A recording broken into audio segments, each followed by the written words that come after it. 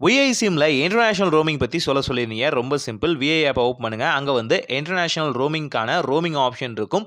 So, அத just வந்து tape பண்ணுங்க. அதுவே போதுமானது. இங்க பார்த்தீங்கன்னா, கிட்டத்தட்ட 100க்கும் மேலான நாடுகளோட ரோமிங் பேக்ஸ் வந்து இங்க அவைலபிளா இருக்கும். நீங்க செய்ய வேண்டியதெல்லாம் எந்த நாட்டுக்கு போறீங்களோ, அந்த நாட்டோட ரோமிங் பேக் வந்து செலக்ட் பண்ணாலே போதுமானது. இன்னும் ஏதாவது ஃபர்தர் கைடன்ஸ் வேணும் அப்டின்னா, அங்கேயே பார்த்தீங்கன்னா, சாட் பாட் இருக்கும். அத யூஸ் பண்ணிக்கோங்க. இப்போ ஜெனரலா நான் சொல்றேன். ஜஸ்ட் பார்த்தீங்கன்னா, இப்போ வந்து நீங்க யுஏஇக்கு போறீங்க அப்டின்னா, யுனைட்டட் அரபிக் எமிரேட்க்கு போறீங்க அப்டின்னா, அங்க வந்து ஏகப்பட்ட பிளான்ஸ் இருக்கும். ஸோ, நீங்க அந்த பிளான்ஸ சூஸ் பண்ணிக்கலாம். ஒரு விஷயம் நல்லா தெரிஞ்சுக்கோங்க.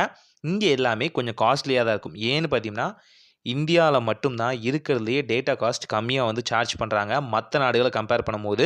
அந்த நாடுகள்ல பார்த்தீங்கன்னா, நீங்க இந்த நாட்டிலருந்து போறதுக்கான அந்த சிம்க்கான வரி, அது மட்டும் இல்லாம அங்க நாட்ல நீங்க டேட்டா யூஸ் பண்றதுக்கான செலவுகள் எல்லாமே ஜாஸ்தியா தான் இருக்கும். எந்த பிளான் வொர்த்தியோ, எந்த பிளான் உங்களுக்கு சூட்டபிளா இருக்குமோ, அத சூஸ் பண்ணுங்க.